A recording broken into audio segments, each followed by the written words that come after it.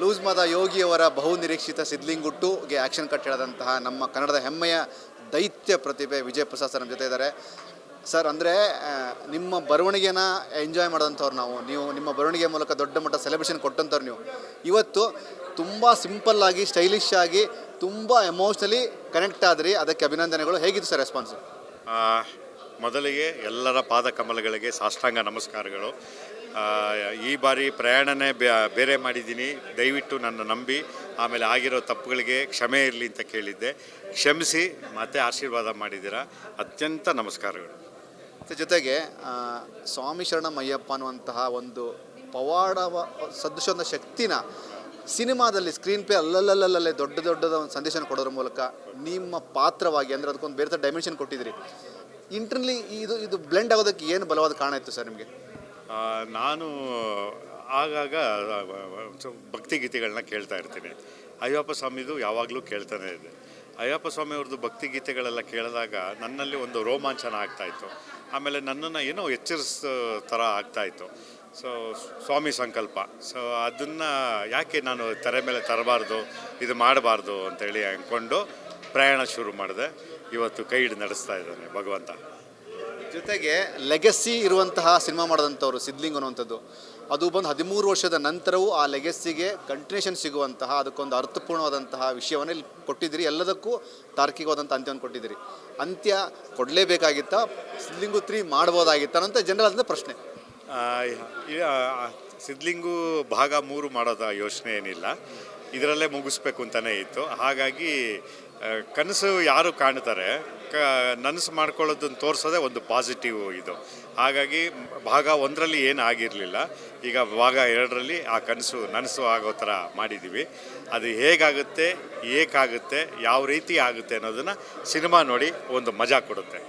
ನನಗೆ ಸಿನಿಮಾ ಶುರು ಆಗೋದಕ್ಕಿಂತ ಮುಂಚೆ ಟೈಟ್ಲ್ಗಳೇ ತುಂಬ ಅಥೆಂಟಿಕ್ಕಾಗಿ ಕೊಟ್ಟಿದ್ದೀರಿ. ರಮ್ಯಾ ಅವರಿಗಾಗಲಿ, ಒಂದಷ್ಟು ಜನಕ್ಕಾಗಲಿ.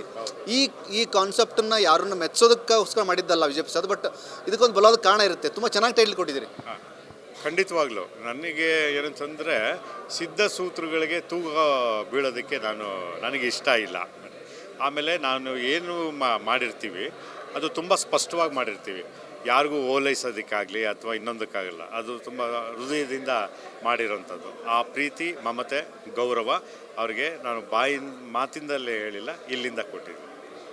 ಅದ್ರ ಜೊತೆಗೆ ಒಂದು ಕಡೆ ನಾನು ಕನೆಕ್ಟ್ ಆಗಿದ್ದು, ಪದ್ಮಜರಾವ್ ಅವರ ಪಾತ್ರವನ್ನು ನೀವು ಕ್ಯಾರಿ ಮಾಡೋದಂಥದ್ದು ಎಂಥ ಸ್ಟ್ರಾಂಗ್ ವಿಷಯ ಅಂದರೆ ಸರ್, ಆ ಸೀನು ಇನ್ನೂ ಶುರು ಆಗಿರಲ್ಲ. ನಾನು ಆ್ಯಸ್ ಅ ಫ್ಯಾನಾಗಿ ಹೇಳ್ತಿದ್ದೀನಿ, ಅವರು ಗುಂಡಿ ತೋಡ್ತಿರ್ಬೇಕಾದ್ರೆ ಯೋಗಿಯವ್ರು ಬಂದು ಕೂರ್ತಾರೆ. ನಾನು ಗೊತ್ತಾಗದಂಗೆ ನನಗೆ ಎಮೋಷನಲ್ ಕನೆಕ್ಟ್ ಆಗ್ತಿದೆ. ಅಂದರೆ ಒಬ್ಬ ಫ್ಯಾನ್ ಆಗಿ ಈ ಥರದ ಕನ್ವಿಕ್ಷನ್, ಗ್ರಿಪ್ಪಿಂಗ್ ರೈಟಿಂಗ್ ಹೆಂಗೆ ಸಾಧ್ಯ ಸರ್ ಇದು? ಇದಕ್ಕೆ 2-3 ಕಾರಣಗಳು. ಇವತ್ತು ಪದ್ಮಜರಾವ್ ಅವರು ಏನು ಪಾತ್ರ ಮಾಡಿದ್ದಾರೆ ಸೀತಮ್ಮ, ಅದು ನಾನು ಬದುಕಲ್ಲಿ ನೋಡಿರೋಂಥ ನಿಜವಾದ ಪಾತ್ರ. ಮೈಸೂರಲ್ಲಿ ಒಂದು ಸ್ಮಶಾನದಲ್ಲಿ ಗುಂಡಿ ತೋಡಿ ಹೆಣನ ಮಣ್ಣು ಮಾಡೋವಂಥ ಹೆಣ್ಣು. ಹಾಗಾಗಿ ನಾನು ಯಾವಾಗಲೂ ಎಲ್ಲ ಕಾಲಕ್ಕೂ ಹೆಣ್ಣೆ ಸರ್ವಶ್ರೇಷ್ಠ ಅಂತ ಹೇಳ್ತೀನಿ. ಆಕೆಗಿರೋಂಥ ಶಕ್ತಿ ಇನ್ಯಾರಿಗೂ ಇಲ್ಲ ಈ ಜಗತ್ತಲ್ಲಿ. ಸೊ ಅದು ನನಗೆ ಪ್ರೇರಣೆ ಆಯಿತು. ಮತ್ತು ನನಗೊಂದು ಬದುಕಲ್ಲಿ ಒಂದಷ್ಟು ಜನ ಹತ್ರ ಮಾತಾಡಬೇಕು, ಸ್ವಲ್ಪ ಅವ್ರ ಜೊತೆ ಸಮಯ ಕಳಬೇಕು ಅನ್ನೋಷ್ಟರಲ್ಲಿ ಅವರು ಈ ಲೋಕನ ಬಿಟ್ಟು ಹೊರಟೋಗಿದ್ದಾರೆ. ಅಂಥವ್ರ ಜೊತೆ ಒಂದಷ್ಟು ವಿಷಯಗಳು ಮಾತಾಡೋಕ್ಕಾಗದೆ ಹಂಗೆ ಉಳ್ಕೊಂಡ್ಬಿಟ್ಟಿದೆ. ಅಂಥ ಒಂದು ಪರಿಸ್ಥಿತಿಯಲ್ಲಿದ್ದಾಗ ಬಟ್ನಲ್ಲಿ ಮಾತಾಡಬೇಕು, ಏನು ಮಾಡ್ಬೋದು ಅಂತ ಹೇಳಿದಾಗ ಆ ಸೀನು ನನಗೆ ಪ್ರೇರಣೆ ಆಯಿತು, ಬರ್ತಿದ್ವಿ. ಜೊತೆಗೆ ಬದುಕಲ್ಲಿ ನಿಮ್ಮ ಕೆಲಸಗಳು ನಿರಂತರವಾಗಿ ನಡೀತಾ ಇರಲಿ, ಒಳ್ಳೆಯವನಿಗೆ ಒಳ್ಳೆಯದೇ ಆಗುತ್ತೆ ಅನ್ನುವಂಥದ್ದನ್ನು ತುಂಬ ಸ್ಪಷ್ಟವಾಗಿ ಹೇಳಿದ್ದೀರಿ. ಒಂದು ಜೊತೆಗೆ ನಂಬಿಕೆ ಭರವಸೆನ ಕಳ್ಕೊಬಿಡಿ ಅಂತ ಎಲ್ಲ ಉದ್ಯಮಕ್ಕೂ ಕೊಟ್ಟಂಥ ಮಾತಿದು. ಖಂಡಿತವಾಗ್ಲೂ ಒಳ್ಳೆಯವರಿಗೆ ಯಾವಾಗಲೂ ಖಂಡಿತವಾಗ್ಲೂ ಒಳ್ಳೆಯದೇ ಆಗೋದು. ಆದರೆ ಸಹನೆಯಿಂದ ಕಾಯಬೇಕಷ್ಟೇ, ಒಂದು ಸ್ವಲ್ಪ ಸಮಯ ತಗೊಳುತ್ತೆ. ಆ ಸಮಯದಲ್ಲಿ ನಾವು ದುಡುಕಬಾರ್ದು, ಬೇರೆ ದಾರಿ ತುಳಿಬಾರ್ದು. ಅದನ್ನೇ ನಂಬ್ಕೊಂಡು ಅದರನ್ನೇ ಗುರಿ ಇಟ್ಕೊಂಡು ಹೋದರೆ ಖಂಡಿತವಾಗ್ಲೂ ಸಿನಿಮಾನೇ ಅಂತಲ್ಲ, ಯಾವುದೇ ಕೆಲಸ ಆಗಲಿ ಬದುಕಲ್ಲಿ ಯಾವುದನ್ನೇ ಆಗಲಿ ನೀವು ಒಳ್ಳೆಯದನ್ನು ಇಟ್ಕೊಂಡಿದ್ರೆ ಖಂಡಿತವಾಗ್ಲೂ ಒಳ್ಳೆಯದೇ ಆಗುತ್ತೆ. ಅದಕ್ಕೆ ಹೇಳಿದ್ರು, ಮನಸ್ಸು ಗರ್ಭಗುಡಿ ಇದ್ದಾಗೆ ಒಳ್ಳೇದು ಮಾಡೋದೇ ಭಗವಂತ. ಒಂದು ಫೈನಲ್ ಪ್ರಶ್ನೆ, ಸಿದ್ಲಿಂಗುಟ್ಟು ಪ್ರೆಸ್ ಮೀಟ್ ಟೈಮಲ್ಲೆಲ್ಲ ಯೋಗಿಯವರು ಹೇಳಿದಂಥ ಮಾತು, ನಾನು ಮತ್ತು ನಿರ್ದೇಶಕರು ಈ ಸಿನಿಮಾಗೋಸ್ಕರ ತುಂಬ ಪ್ರೀತಿಯಿಂದ ಜಗಳ ಮಾಡಿದ್ದೀವಿ, ಗಲಾಟೆ ಮಾಡಿದ್ದೀವಿ ಅಂತ. ಅದು ಈಗ ಮಾತಾಡುವಾಗ ಅವರ ಕಣ್ಣಲ್ಲಿರುವಂಥ ಎಮೋಷನ್ ಮೂಲಕ ಫುಲ್ಫಿಲ್ ಮಾಡಿ ಹೋದ್ರು ಅವರು. ಅದಕ್ಕೊಂದು ತಾರ್ಕಿಕವಂಥ ಸ್ಪಷ್ಟೀಕರಣ ಕೊಟ್ಟೋದ್ರು.